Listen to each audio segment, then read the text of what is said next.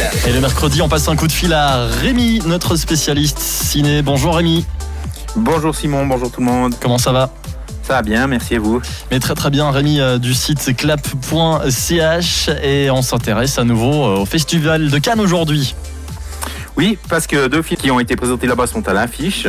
On peut voir le dernier film d'Arnaud Desplechin, Frères et Sœurs, avec Marion Cotillard, Melville Poupeau, Golshifteh Farahani et Patrick Timsit.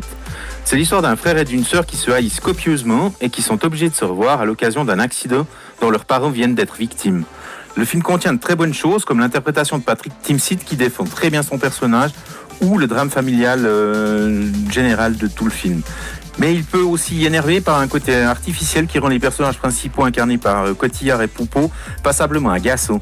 Il y a une scène qui frise le ridicule, comme celle de la pharmacie par exemple, et finalement on ne comprend pas vraiment cette haine aussi féroce entre ces deux frères et sœurs. Et puis dans l'actu ciné, eh bien, c'était le moment de gloire pour Tom Cruise. On savait que la star venait présenter en grande pompe la suite de Top Gun Maverick du nom de son personnage, mais il a reçu une palme d'or surprise lors de sa masterclass. Donc 35 ans après le premier, il y a bien sûr un côté nostalgique très présent. La musique mythique d'Harold Faltermeyer est bien là, à peine retravaillée par Hans Zimmer. Le film s'ouvre d'ailleurs sur le titre Danger Zone de Giorgio Moroder et Tom Whitlock. On retrouve donc le capitaine Pete Maverick Mitchell qui conduit toujours la même vieille moto. Refusant de grader car il perdrait son statut de pilote, il teste les derniers avions de combat. Mais dans un excès de zèle, il en détruit un. Il est alors envoyé à Top Gun pour instruire des jeunes pilotes qui doivent mener une mission périlleuse avec de bons vieux F-18. Parmi eux, il y a le fils de son ami Goose, mort dans le premier film. Malheureusement, on n'évite pas les phrases pompières à l'emporte-pièce, genre là-haut, si tu réfléchis, tu es mort, crois-moi. Mais où le premier Top Gun faisait quand même un peu trop l'apologie de la suprématie américaine militaire, cette suite rondement menée et mise en scène de façon efficace par Joseph Kosinski est plus subtile et moins prétentieuse car elle s'intéresse surtout à l'art de bien faire son travail. En plus ici, c'est réjouissant, l'ennemi n'est pas identifié. Niveau spectacle, on est servi. Les scènes aériennes sont impressionnantes et le sourire de Tom Cruise est toujours aussi déstabilisant. Donc vous le recommandez, ce nouveau Top Gun ? Oui, alors oui.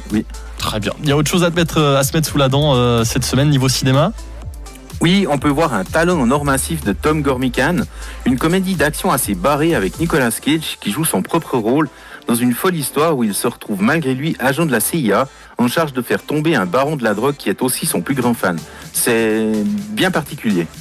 Et il y a aussi Homme au bord de la crise de nerfs d'Audrey Dana, dans lequel 7 hommes âgés de 17 à 70 ans en pleine crise suivent un séminaire en pleine nature mené par une femme. C'est assez drôle par moments, le casting fonctionne très bien, mais il y a aussi quelques faiblesses car le film prend des airs un peu trop sentimentaux.